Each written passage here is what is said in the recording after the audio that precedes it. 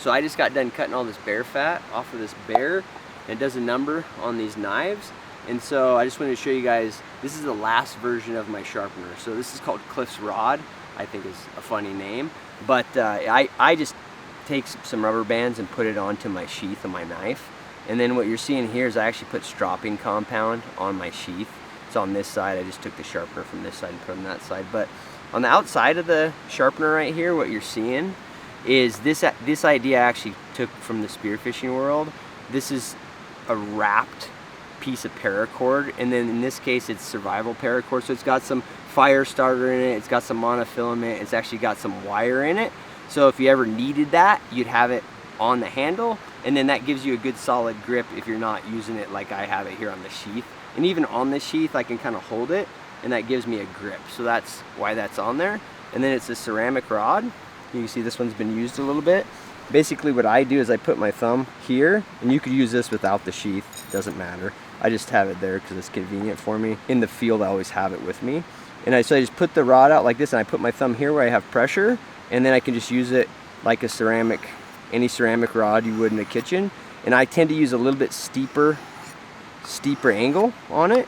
And you'll see, like if you look at work sharp field sharpeners or any sharpener, a lot of times the ceramic is actually going to be at a higher angle, like on a guided sharpener. And the reason they do that is because the ceramic, you can micro bevel your knife in the field and it'll sharpen quicker.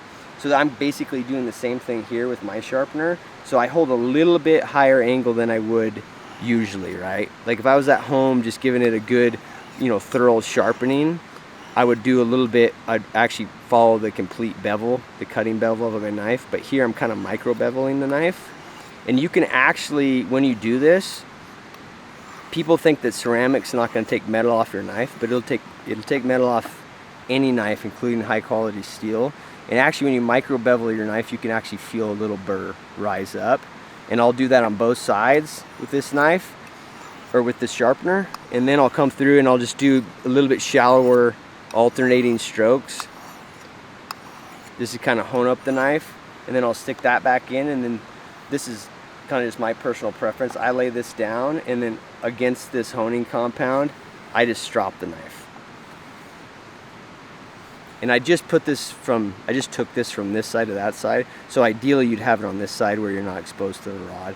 But I could do the same thing here. And it's basically a fairly steep angle, not a lot of pressure because you don't want the leather to wrap around and round off your knife. You can just do it like that. And then I do the same thing with this knife. You can see there's compound here. So the same deal here. It's a little bit shorter stroke. I just go like that on that compound, and I just drop my knife. You may not want to do that if you want to keep your sheath really nice or whatever, but it works. So that's pretty much it. I just have that on there.